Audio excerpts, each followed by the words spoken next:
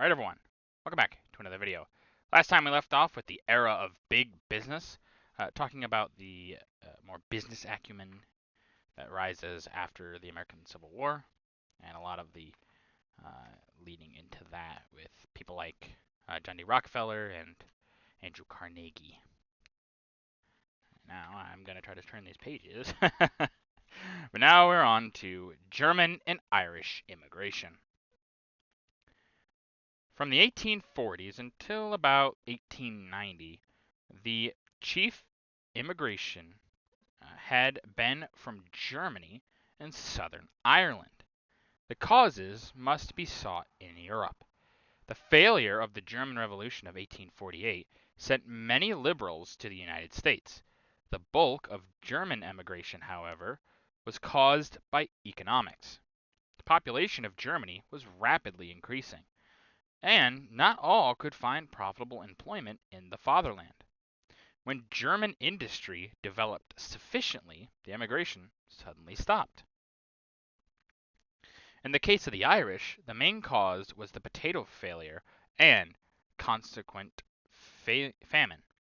There had been earlier Irish immigrations, but it had been chiefly of the Scots-Irish from Protestant Ulster. The new tide was mainly Roman Catholic. This stirred the fires of religious bigotry. Some business firms put out signs, "Help wanted, but no Irish need apply." In the 1850s, there was a short-lived anti-Catholic American party, commonly called the Know Nothings, because they met in secret conclave and instructed their adherents to profess ignorance of the organization. The Irish settled mainly in the big cities of the Northeast. Oh boy. Especially Boston and New York, where they came to have great political influence. The Germans, as a rule, moved farther west to such cities as Cincinnati, St. Louis, and Milwaukee. Since many of these were Protestant, they met with less hostility. Though some Americans professed to fear German socialism. Yeah, the hatred for socialism is not a new thing, guys. It's always been a thing. And now we're going to see if there's any more speaking here. Nope, there's not. Okay. Yeah, a lot of this immigration you can see today. Irish, not as much, unless you look at places like Boston or even New York. You can see some of its effects there. However, German, you can see very clearly, especially in the Midwest of the United States. German is by far the second most or the most like historical background for people. Um, there are a lot of German Americans, um, so it's really not that surprising. But yeah, a lot of the Midwest is settled by Germans, a few other places as well. But um, German Americans will have a big part to play. You don't really see it as much with the German names or things like that as much as you used to, only because of the First and Second World War. Really, the First World War is the one that does it the most. A lot of people were very, let's say, disgusted by having their names or didn't want to be discriminated upon, so they changed their last names. Um, so you get a lot of very German names changing to something more like, kind of like what happened to African Americans, where they changed their names from very African sounding names to very American sounding names like Smith or Jones. It happens with the Germans as well. Smith, Jones, that kind of stuff. Very common names now, but all comes from about that era. But now we'll get into the pictures. Above, many of the Irish immigrants came to the United States on vessels such as the Liverpool. In the etching, the transatlantic steamship is shown on her first voyage to New York City in October 1838. Yeah, a lot of Irish. The potato famine, very, very awful. Actually, I don't even think it's until recent times where the Irish population has recovered, um, and even that's really it's still not as high as it could have been. The potato famine was awful. There's actually, I believe, more people of Irish descent in America than Ireland at this point. Someone have to correct me. But around the world, there's more Irish people than there are in Ireland. So kind of crazy to think. It's how bad the famine was. People fled like crazy to get out of there. At the top over here is Irish immigrants about to leave their homes for America. The mail coach is about to depart from, oh boy, Carrickaveen, County Kerry, Ireland, for the port where their ship awaits. I apologize to any Irish viewers. I obviously do not know how to pronounce that. I tried, okay, I tried. In the below picture here is one of the earliest pictures of the Irish immigrants in steerage from the Illustrated London News, the 10th of May, 1851. The accompanying article gave a of, small idea of the vast numbers of Irish who left for America. I find that during the week ending April the 11th, the greatest rush for the season took place. The numbers who left Cork that week could not have fallen far short of 1,500 souls.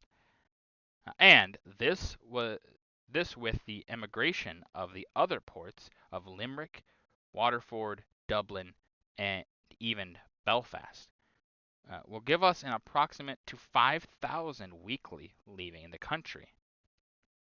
Large as this number may appear, it is well known that it is considerably below the mark when the departures for Liverpool are included. One agent informed me that he himself had booked 600 emigrants in 4 days, and yet he is but one of the many who are to be met with not alone in the largest towns and seaports, but scattered through each petty town and village throughout the country.